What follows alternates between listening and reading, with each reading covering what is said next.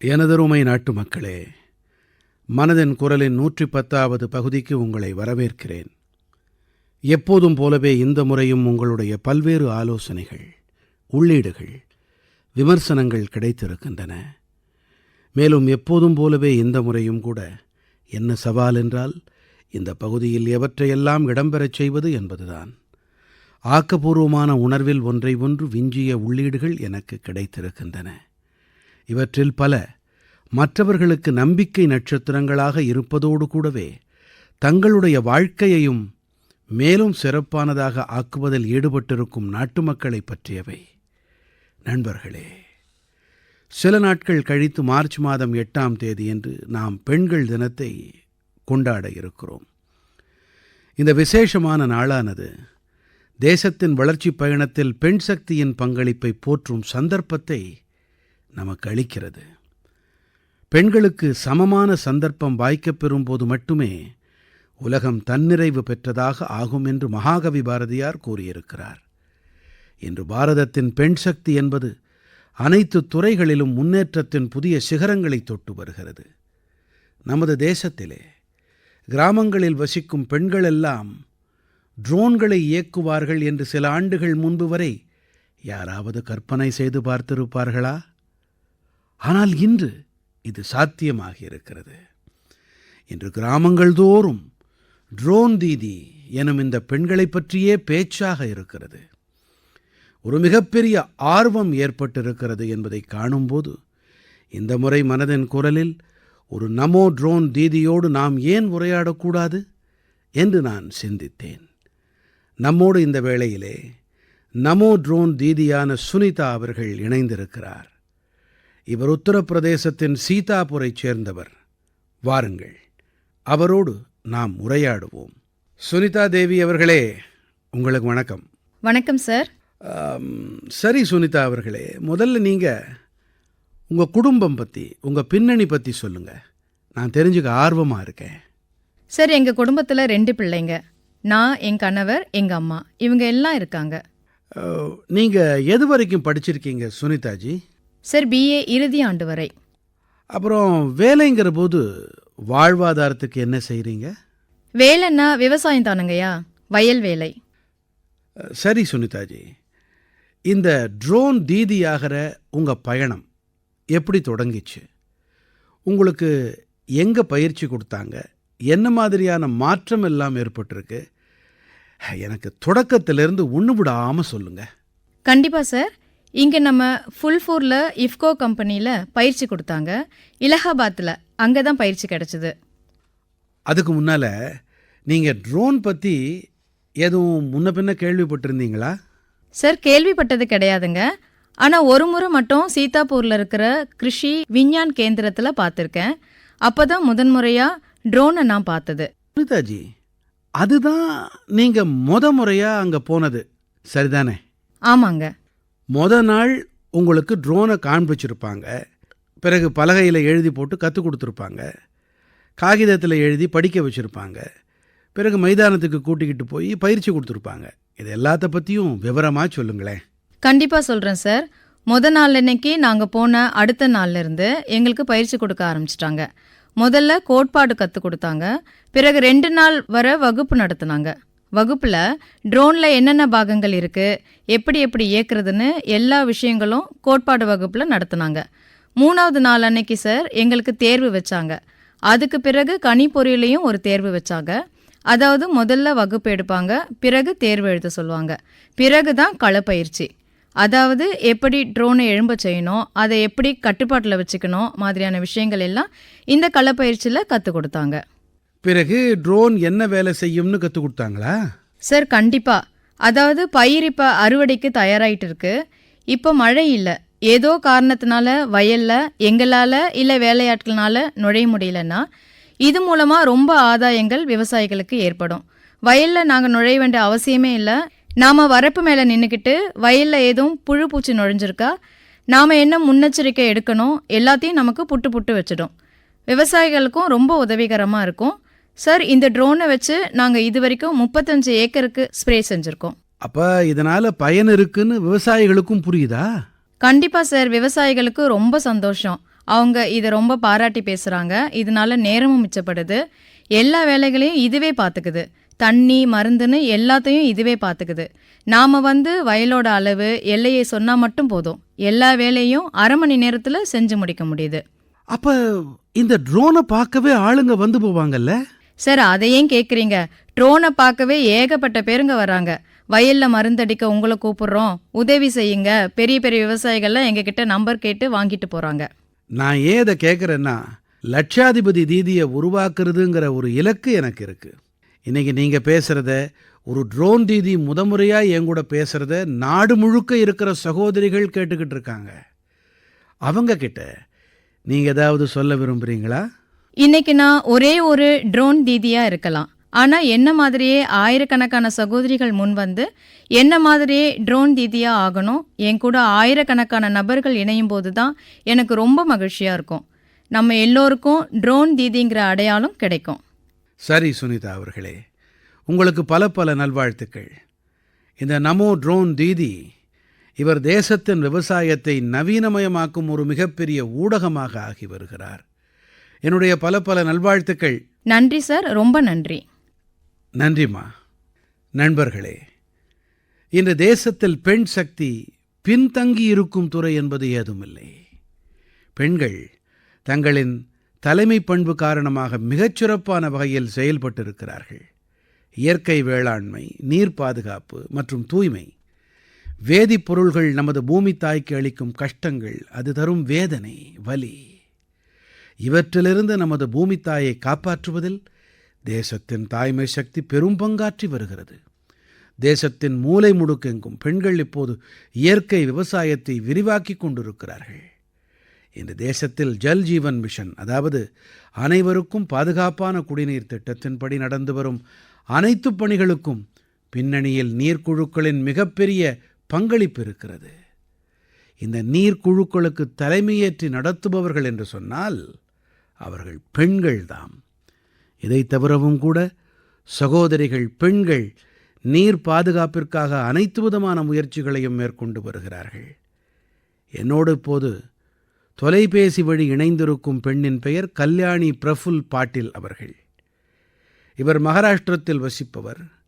வாருங்கள், கல்யாணி பிரஃபுல் பாட்டில் அவர்களோடு உரையாடி அவருடைய அனுபவத்தை பற்றி தெரிந்து கொள்வோம். கல்யாணி அவர்களே, வணக்கம். வணக்கம் சார். வணக்கம். கல்யாணி அவர்களே, முதல்ல நீங்கள் உங்களை பற்றியும் உங்கள் குடும்பத்தை பற்றியும் நீங்கள் பார்த்துட்டு இருக்கிற வேலையை பற்றியும் சொல்கிறீங்களா? சார், நான் மைக்ரோபயாலஜி நுண்ணுயிரியல் படிப்பு முதுகலை வரைக்கும் படிச்சிருக்கேன். எங்கள் வீட்டில் என் கணவர், எங்கள் மாமியார், எனக்கு 2 பசங்க இருக்காங்க. நான் கடந்த 3 ஆண்டுகளாக கிராம பஞ்சாயத்தில் பணியாற்றிட்டு இருக்கேன். அப்புறம் கிராமத்தில் விவசாயத்தில் ஈடுபட்டிருக்கீங்களா? ஏன்னா உங்ககிட்ட அடிப்படை ஞானமும் இருக்குது, உங்கள் படிப்பு வேற விவசாய தொடர்புடையதாக இருக்குது. நீங்களும் இப்போ விவசாயத்தோடு இணைஞ்சிருக்கீங்க. அந்த வகையில் ஏதும் புதிய பரிசோதனை முயற்சியில் ஈடுபட்டிருக்கீங்களா? ஐயா, 10 வகையான தாவரங்களை ஒன்று திரட்டி அது மூலமா ஒரு இயற்கை தெளிப்பானை உருவாக்கியிருக்கேன். இப்போ பார்த்தீங்கன்னா, நாம கிருமி நாசினியை தெளிக்கும் போது பயிருக்கு தீங்கான பூச்சிகளோடு சேர்ந்து பயிர்களோட வளர்ச்சிக்கு உதவிகரமாக இருக்கிற புழு பூச்சிகளும் கூட அழிஞ்சு போயிடுது. மேலும் பூமியும் மாசுபடுது. இந்த வேதிப்பொருள் எல்லாம் நீரோட கலக்கிறதால நம்ம உடம்புலையும் தீமை ஏற்படுத்தும் விளைவுகள் ஏற்படுது. அந்த வகையில நாம மிக குறைஞ்ச அளவுலேயே பூச்சிக்கொல்லிய பயன்படுத்தணும். அப்படின்னா நீங்க முழுமையான இயற்கை விவசாயம் செய்றீங்கன்னு சொல்லுங்க. ஆமாங்க, இது பாரம்பரியமான விவசாயம். இயற்கை விவசாயம் பத்தின உங்க அனுபவத்தை பகிர்ந்துக்குங்களேன். ஐயா, நம்ம பெண்களுக்கு இதனால செலவு குறைவாச்சு. இந்த பொருள் காரணமா அவங்களுக்கு ஒரு தீர்வு ஏற்பட்டுச்சு. இதனால நாங்க பூச்சிக்கொல்லி பயன்பாட்டை நிறுத்திட்டோம். இந்த பூச்சிக்கொல்லியால தான் புற்றுநோய் அதிகமாகுது. நகரங்கள்ல ஒரு பக்கம் அதிகமாகுதுங்கிறது மட்டுமல்லாம கிராமங்கள்லயும் இது அதிகரிக்குதுங்கிறத பாக்குறோம்.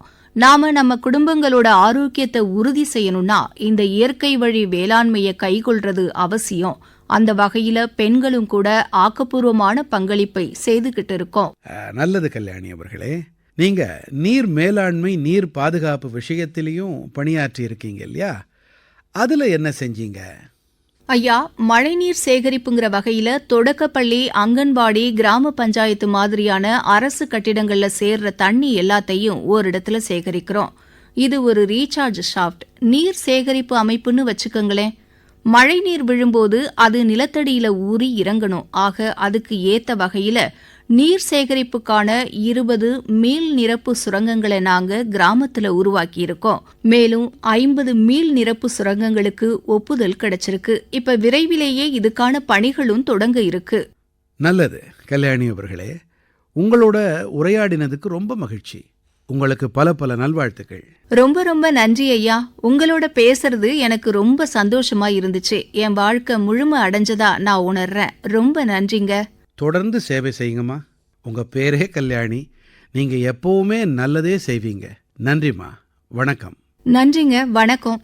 நண்பர்களே, சுனிதா அவர்களாகட்டும், கல்யாணி அவர்களாகட்டும், இவர்களைப் போன்ற பெண் சக்தியின் வெற்றி பல்வேறு துறைகளில் உத்வேகம் அளிப்பதாக இருக்கிறது. நான் மீண்டும் ஒரு முறை நமது பெண் சக்தியின் இந்த உணர்வுக்கு இதயபூர்வமான பாராட்டுக்களை தெரிவித்துக் கொள்கிறேன். எனதருமை நாட்டுமக்களே, இன்று நம் அனைவரின் வாழ்க்கையிலும் தொழில்நுட்பத்தின் மகத்துவம் மிகவும் அதிகரித்து விட்டது. மொபைல் போன், டிஜிட்டல் கருவிகள் ஆகியன நம் அனைவரின் வாழ்க்கையிலும் முக்கியமான பங்கு வகிக்கத் தொடங்கிவிட்டன. ஆனால் இந்த டிஜிட்டல் கருவிகளின் பயன்பாடு இப்போதெல்லாம் காட்டு விலங்குகளோடு இசைவு ஏற்படுவதிலும் உதவிகரமாக இருக்கிறது என்பதை நீங்கள் நினைத்துப் பார்க்க இயலுமா? சில நாட்கள் கழித்து மார்ச் மாதம் 3ஆம் தேதியன்று உலக வன உயிரின நாள் வரவிருக்கிறது. வன உயிரினங்களின் பாதுகாப்பு தொடர்பான விழிப்புணர்வை ஏற்படுத்தும் நோக்கத்துடன் இந்த நாள் கடைபிடிக்கப்படுகிறது. இந்த ஆண்டு உலக வன உயிரின நாளின் கருப்பொருளில் டிஜிட்டல் கண்டுபிடிப்புகள் முதன்மையானதாக கொள்ளப்பட்டிருக்கிறது. நமது தேசத்திலே பல்வேறு பாகங்களிலே வன உயிரினங்களின் பாதுகாப்பிற்காக தொழில்நுட்பம் மிகச் சிறப்பாக பயன்படுத்தப்பட்டு வருகிறது என்பது உங்களுக்கு மகிழ்ச்சியை அளிக்கலாம். கடந்த சில ஆண்டுகளில் அரசு முயற்சிகள் காரணமாக தேசத்தில் புலிகளின் எண்ணிக்கை அதிகரித்திருக்கிறது. மகாராஷ்டிரத்தின் சந்திரபுர் புலிகள் சரணாலயத்தில் புலிகளின் எண்ணிக்கை 250க்கும் அதிகமாகி இருக்கிறது. சந்திரபுர் மாவட்டத்தில் மனிதர்களுக்கும் புலிகளுக்கும் இடையேயான போராட்டத்தை குறைக்கும் வகையில் செயற்கை நுண்ணறிவு பயன்படுத்தப்பட்டு வருகிறது. இங்கே கிராமத்திற்கும் வனத்திற்கும் இடையிலான எல்லையில் கேமராக்கள் பொருத்தப்பட்டிருக்கின்றன. கிராமத்துக்கு அருகே புலி ஏதேனும் வரும்போது செயற்கை நுண்ணறிவின் உதவியால் அந்த பகுதி மக்களின் செல்பேசியில் எச்சரிக்கை ஒன்று அளிக்கப்படும். இன்று இந்த புலிகள் சரணாலயத்தின் அருகே இருக்கும் 13 கிராமங்களில் இந்த அமைப்பு காரணமாக மக்களுக்கு மிக வசதியாக இருப்பதோடு புலிகளுக்கும் பாதுகாப்பு உறுதி செய்யப்பட்டிருக்கிறது. நண்பர்களே, இன்று இளைய தொழில் முனைவோரும் கூட வன உயிரினங்களின் பாதுகாப்பு மற்றும் சூழலியல் சுற்றுலாவின் பொருட்டு புதிய புதுமையான கண்டுபிடிப்புகளை ஏற்படுத்திக் கொண்டிருக்கிறார்கள். உத்தராகண்டின் ரூட்கியில் ரோட்டர் பிரெசிஷன் குரூப்ஸ் அமைப்பானது இந்திய வன உயிரினக் கழகத்துடன் இணைந்து ஒரு ட்ரோனை தயாரித்திருக்கிறது. இதன் காரணமாக கேன் நதியிலே முதலைகளின் மீது ஒரு கண் வைத்திருப்பதில் உதவிகரமாக இருக்கிறது. இதைப் போலவே பெங்களூருவைச் சேர்ந்த ஒரு நிறுவனம் பகீரா மற்றும் கருட் என்ற பெயர் கொண்ட ஒரு செயலியை ஏற்படுத்தி இருக்கிறது. பகீரா செயலி மூலம் வனச்சுற்றுலாவின் போது வாகனத்தின் வேகம் மற்றும் பிற விதிமுறைகளின் மீது கண்காணிப்பு செலுத்தப்படுகிறது. தேசத்தின் பல புலிகள் சரணாலயங்களில் இது பயன்படுத்தப்பட்டு வருகிறது. செயற்கை நுண்ணறிவு மற்றும் இன்டர்நெட் ஆஃப் திங்ஸ் ஆகியவற்றை ஆதாரமாக கொண்ட கருட் செயலியை ஏதோ ஒரு சிசிடிவியில் இணைப்பதன் மூலம் உடனுக்குடன் எச்சரிக்கை அளிக்கப்படுகிறது. வன உயிரினங்களின் பாதுகாப்பு என்ற வகையில் இவை போன்ற அனைத்து முயற்சிகள் வாயிலாக நமது தேசத்தின் உயிரி பன்முகத்தன்மையை மேலும் வளமுடையதாக ஆக்குகின்றன.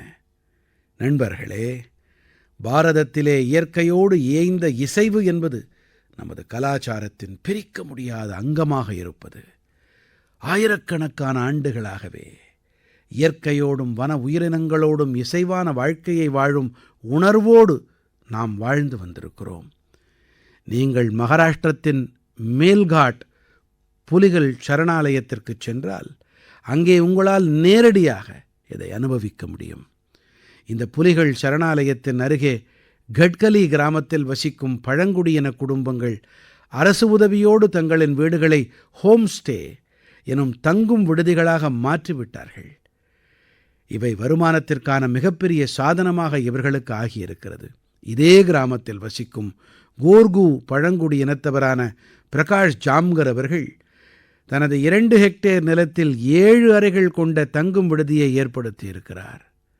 இவருடைய தங்கும் விடுதியில் தங்கும் சுற்றுலா பயணிகளுக்கு உணவு, குடிநீர் வசதிகளுக்கான ஏற்பாடுகளை குடும்பம் செய்து தருகிறது.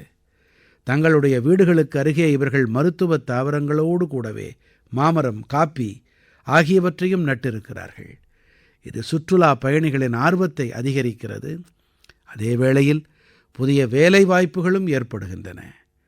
எனதருமை நாட்டுமக்களே, கால்நடை வளர்ப்பு குறித்து பேசும்போது உரையாடல் பசுமாடுகள், எருமை மாடுகளோடு நின்று போகின்றன. ஆனால் ஆடுகளும் கூட ஒரு முக்கியமான கால்நடை செல்வங்கள்தாம். இவை அதிக அளவு விவாதப் பொருளாவதில்லை. நாட்டில் பல்வேறு பகுதிகளில் பலர் ஆடுகள் வளர்ப்போடு இணைந்திருக்கிறார்கள். ஒடிஷாவின் காலாஹண்டியில் ஆடுகள் வளர்ப்பு கிராமவாசிகளின் வாழ்வாதாரத்தோடு சேர்ந்து அவர்களின் வாழ்க்கை தரத்தை மேலும் உயர்த்தும் ஒரு மிகப்பெரிய சாதனமாக ஆகி வருகிறது. இந்த முயற்சியின் பின்னணியில் ஜெயந்தி மொஹபாத்ரா, இவருடைய கணவர் பீரோன் சாஹூ ஆகியோரின் ஒரு மகத்தான தீர்மானம் இருக்கிறது. இவர்கள் இருவரும் பெங்களூருவில் மேலாண்மை தொழில் வல்லுநர்களாக இருந்தார்கள். ஆனால் இவர்கள் இடைவெளி எடுத்துக்கொண்டு காலாஹண்டியின் சாலேபாடா கிராமத்திற்கு வருவது என்ற முடிவை எடுத்தார்கள். இங்கே இருக்கும் கிராம மக்களின் பிரச்சனைகளுக்கு தீர்வு காணப்படும் அதே வேளையில் அவர்கள் அதிகார பங்களிப்பு உடையவர்களாகவும் ஆக வேண்டும் என்ற வகையில் செயல்பட வேண்டும் என்று தீர்மானித்துக் கொண்டார்கள். சேவை மற்றும் அர்ப்பணிப்பு உணர்வு நிறைந்த இந்த எண்ணத்தோடு இவர்கள் மாணிகாஸ்து அக்ரோ என்ற அமைப்பை நிறுவினார்கள். விவசாயிகளோடு இணைந்து பணியாற்றத் தொடங்கினார்கள். ஜெயந்தி அவர்களும் பீரேன் அவர்களும் இங்கே ஒரு சுவாரஸ்யமான மாணிகாஸ்து ஆடுகளை வளர்ப்பதற்கான இடத்தையும் நிறுவினார்கள். இவர்கள் சமூக ரீதியாக ஆடுகள் வளர்ப்புக்கு ஊக்கமளித்து வருகிறார்கள். இவர்களுடைய பண்ணையில் கிட்டத்தட்ட பல டஜன் ஆடுகள் இருக்கின்றன. மாணிகாஸ்து ஆடுகள் அமைப்பில் இவர்கள் விவசாயிகளுக்கென முழுமையான ஒரு முறையை தயார் செய்திருக்கிறார்கள். இதன் வாயிலாக விவசாயிகளுக்கு 24 மாத காலத்திற்கு 2 ஆடுகள் அளிக்கப்படுகின்றன. ஈராண்டுகளில் ஆடுகள் 9 முதல் 10 குட்டிகள் வரை போடுகின்றன. இவற்றில் 6 குட்டிகளை அமைப்பு தக்க வைத்துக் கொள்ளுகிறது. மற்றவை ஆடு வளர்க்கும் அந்த குடும்பத்துக்கே அளிக்கப்படுகிறது. இது மட்டுமல்ல, ஆடுகளை பராமரிக்க தேவையான அவசியமான சேவைகளும் அளிக்கப்படுகின்றன. இன்று 50 கிராமங்களில் 1000த்திற்கும் மேற்பட்ட விவசாயிகள் இந்த இணையோடு இணைந்திருக்கின்றார்கள். இவர்களுடைய உதவியோடு கிராமத்தவர்கள் கால்நடை வளர்ப்புத் துறையில் தற்சார்பை நோக்கி முன்னேறி வருகிறார்கள். பல்வேறு துறைகளில் வெற்றியடைந்த வல்லுநர்களும் கூட சிறிய விவசாயிகளின் அதிகார பங்களிப்பு மற்றும் தற்சார்பு நிலைக்காக புதிய புதிய வழிமுறைகளை பின்பற்றுவது எனக்கு மிகவும் சந்தோஷத்தை அளிக்கிறது. இவர்களுடைய இந்த முயற்சி அனைவருக்கும் உத்வேகம் அளிக்க வல்லது. என் மனம் நிறை நாட்டு மக்களே, நமது கலாச்சாரம் நமக்கு கற்பிக்கும் பாடம் பரமார்த்த பரமோ தர்மஹா, அதாவது மற்றவர்களுக்கு உதவுவதுதான் முதன்மையான கடமையாகும் என்பதே. இதே உணர்வோடு பயணிக்கும் நமது தேசத்தில் ஏராளமான பேர் தன்னலமற்ற உணர்வோடு மற்றவர்களுக்கு சேவை புரிவதற்கே தங்களுடைய வாழ்க்கையை அர்ப்பணிக்கிறார்கள். இப்படிப்பட்ட ஒரு நபர்தான் பிஹாரின் போஜ்பூரைச் சேர்ந்த பீம் சிங் பவேஷ் அவர்கள். தன்னுடைய பகுதியில் வசிக்கும் முசஹர் பிரிவைச் சேர்ந்தவர்களுக்கிடையே இவருடைய பணிகள் வெகுவாக பாராட்டப்படுகின்றன. ஆகையால் நாம் ஏன் இன்று இவரை பற்றியும் உரையாடக்கூடாது என்று எனக்கு பட்டது. பிஹாரின் முசஹர் மக்கள் மிகவும் பிற்படுத்தப்பட்ட பிரிவினராக, மிகவும் ஏழ்மையான சமுதாயமாக கருதப்படுபவர்கள். இவர்களுடைய குழந்தைகளின் எதிர்காலம் பிரகாசமானதாக ஆக வேண்டி இந்த சமுதாய குழந்தைகளின் கல்வி மீது பீம் சிங் பவேஷ் அவர்கள் தனது குவிமையத்தைச் செலுத்தினார். இவர் முசகர் பிரிவின் கிட்டத்தட்ட 8000 குழந்தைகளை பள்ளியில் சேர்த்தார். குழந்தைகளின் படிப்புக்கான சிறப்பான வசதி கிடைக்க வேண்டும் என்பதற்காகவே ஒரு பெரிய நூலகத்தையும் ஏற்படுத்தினார். பீம் சிங் அவர்கள் தன் சமூக உறுப்பினர்களின் அவசியமான ஆவணங்களை தயார் செய்யவும் படிவங்களை நிரப்பவும் உதவி புரிந்தார். இதனால் தேவையான ஆதாரங்களை பெறுவதில் கிராமவாசிகளுக்கு வசதி ஏற்பட உதவிகரமாக இருக்கும். மக்களின் உடல்நலம் சிறப்பாக இருக்க வேண்டும் என்பதற்காக 100க்கும் மேற்பட்ட மருத்துவ முகாம்களுக்கு ஏற்பாடு செய்தார். கொரோனா பெருந்தொற்று பீடித்த காலத்தில் பீம் சிங் அவர்கள் தன்னுடைய பகுதிவாழ் மக்கள் தடுப்பூசி போட்டுக்கொள்ள மிகவும் ஊக்கப்படுத்தினார். தேசத்தின் பல்வேறு பாகங்களில் பீம் சிங் பவேஷ் அவர்களைப் போன்ற பலர் சமூகத்தில் இப்படி பல நேரிய காரியங்களில் தங்களை ஈடுபடுத்திக் கொண்டிருக்கிறார்கள். ஒரு பொறுப்பான குடிமகன் என்ற முறையில் நாம் இவரைப் போன்று நமது கடமைகளை பின்பற்றி நடப்போம் என்றால் சக்தி படைத்த ஒரு தேசத்தை உருவாக்குவதில் பேருதவியாக இருக்கும் என்பதில் ஐயமில்லை. என் கனிவு நிறை நாட்டுமக்களே, பாரதத்தின் அழகே இங்கிருக்கும் பன்முகத்தன்மை, நமது கலாச்சாரத்தின் பல்வேறு வண்ணங்களில் கலந்திருப்பதுதான். பாரத நாட்டு கலாச்சாரத்தின் பாதுகாப்பு மற்றும் இதை மேலும் பராமரிக்கும் முயற்சிகளில் எத்தனையோ பேர் சுயநலமில்லா உணர்வோடு ஈடுபடுவதைக் காணும்போது எனக்கு மிகவும் நன்றாக இருக்கிறது. இப்படிப்பட்ட நபர்கள் பாரதத்தின் அனைத்து இடங்களிலும் உங்களுக்கு காண கிடைப்பார்கள். மொழித்துறையில் பணியாற்றுபவர்களை அதிக எண்ணிக்கையில் நீங்கள் காண இயலும்.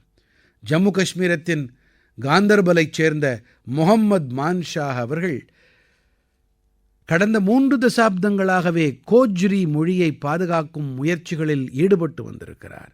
இவர் குஜ்ஜர் பக்கர்வால் சமூகத்தைச் சேர்ந்தவர். ஒரு பழங்குடியின சமூகமாகும் இது. சிறுவயது முதற்கொண்டே கல்வி பயில பெரும் சிரமங்களை மேற்கொள்ள வேண்டியிருந்தது. தினமும் 20 கிலோமீட்டர் நடந்து சென்று படிக்க வேண்டியிருந்தது. இதை போன்ற சவால்களுக்கிடையே இவர் முதுகலை பட்டம் பெற்றார். தன்னுடைய மொழியை பாதுகாக்கும் உறுதிப்பாட்டை உள்ளத்தில் மேற்கொண்டார். இலக்கியத் துறையில் மான்ஷா அவர்களின் செயல்பாடுகளின் சாதனை தொடர் என்று பார்த்தால் இவருடைய எழுத்துக்கள் 50க்கும் மேற்பட்ட வெளியீடுகளில் இடம்பெற்றிருக்கின்றன. இவர் பல புத்தகங்களை எழுதியிருக்கிறார். இவற்றில் கவிதைகள், நாட்டுப்புற கீதங்கள் ஆகியன அடங்கும். இவர் பல புத்தகங்களை தன்னுடைய மொழியான கோஜ்ரியில் மொழியாக்கம் செய்திருக்கிறார். நண்பர்களே, அருணாச்சல பிரதேசத்தின் திரப் பகுதியைச் சேர்ந்த பன்வங் லோசு அவர்கள் ஒரு ஆசிரியர். இவர் வாஞ்சோ மொழியை பரப்ப தன்னுடைய முக்கியமான பங்களிப்பை அளித்திருக்கிறார். இந்த மொழி அருணாச்சல பிரதேசம், நாகாலாந்து, அசாமின் சில பகுதிகளில் பேசப்பட்டு வருகிறது. இவர் ஒரு மொழிப்பள்ளியை உருவாக்கியிருக்கிறார். இவருடைய வாஞ்சோ மொழியின் ஒரு எழுத்து வடிவத்தை கூட தயார் செய்திருக்கிறார். இந்த மொழி வழக்கொழிந்து போகாமல் இருக்க வேண்டும் என்பதற்காக வருங்கால தலைமுறையினருக்கும் வாஞ்சோ மொழியை கற்பித்து வருகிறார். நண்பர்களே, ஆடல் பாடல்கள் மூலம் தங்களுடைய கலாச்சாரம் மற்றும் மொழியை பாதுகாக்கும் பணியில் ஈடுபட்டு வரும் பலர் நமது தேசத்திலே இருக்கிறார்கள். கர்நாடகத்தைச் சேர்ந்த வெங்கப்பா அம்பாஜி சுகேத்கர் அவர்களுடைய வாழ்க்கையும் இந்த விஷயத்தில் மிகவும் கருத்தூக்கம் அளிக்க வல்லது. இந்த மாநிலத்தின் பாகல்கோட்டில் வசிக்கும் சுகேத்கர் அவர்கள் ஒரு கிராமிய பாடகர்.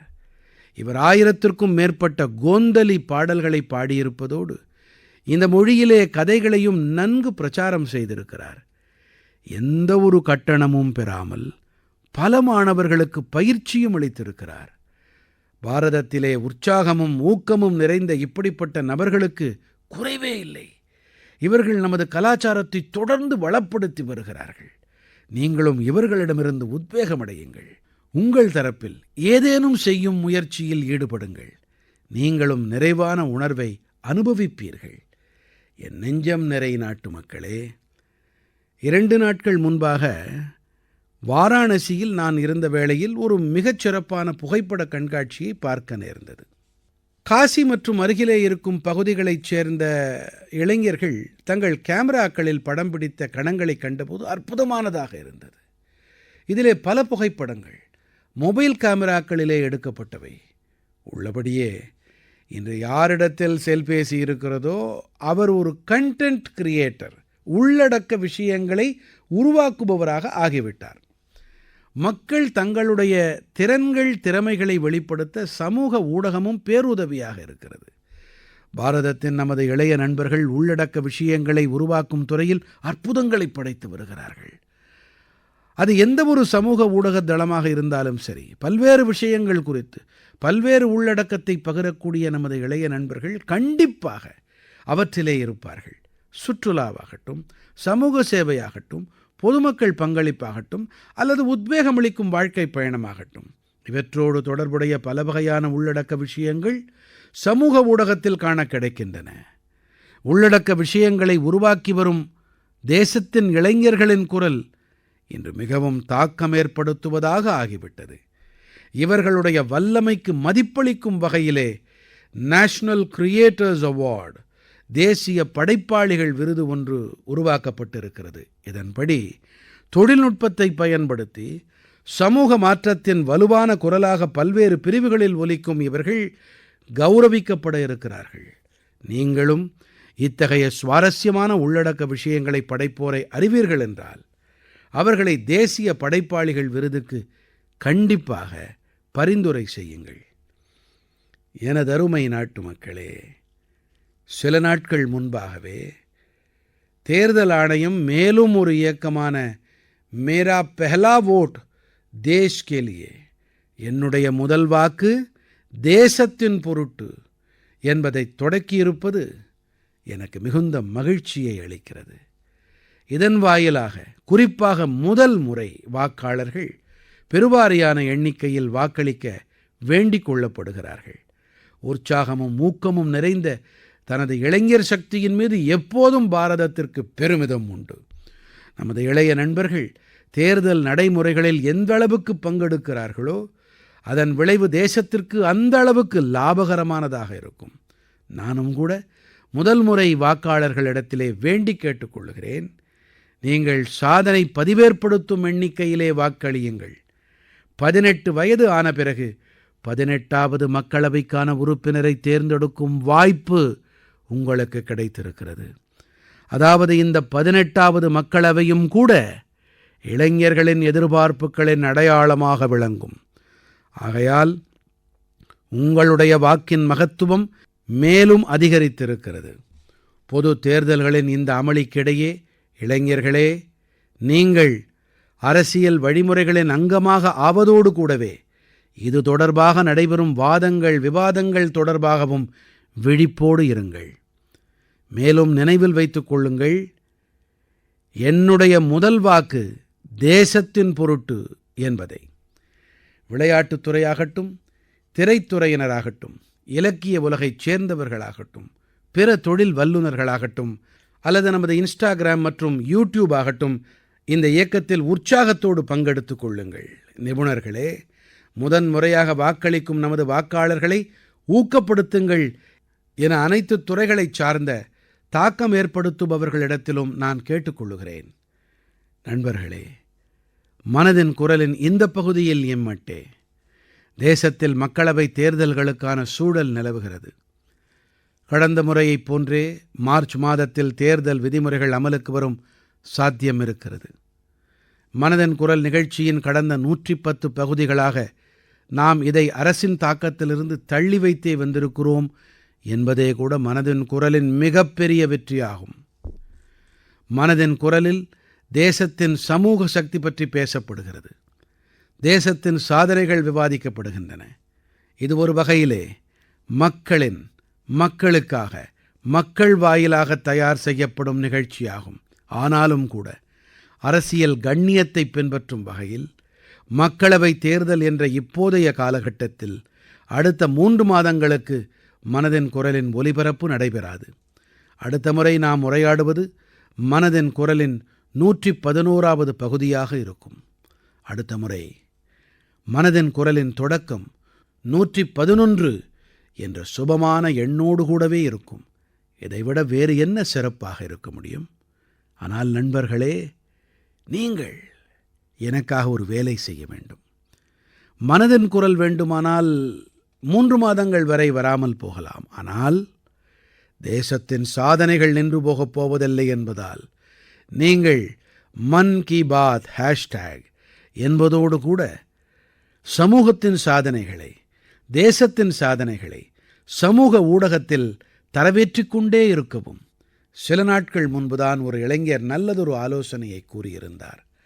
அதாவது மனதின் குரலின் இதுவரையிலான பகுதிகளிலிருந்து சின்ன சின்ன காணொளிகளை யூடியூப் ஷார்ட்டுகளாக பகிர வேண்டும் என்று கூறியிருந்தார். ஆகையால் மனதின் குரலின் நேயர்களிடம் நான் விடுக்கும் வேண்டுகோள், நீங்கள் இப்படிப்பட்ட குறும்படங்களை நன்கு பகிரவும். நண்பர்களே, அடுத்த முறை உங்களோடு உரையாடும்போது புதிய சக்தி, புதிய தகவல்களோடு வந்து சந்திப்பேன்.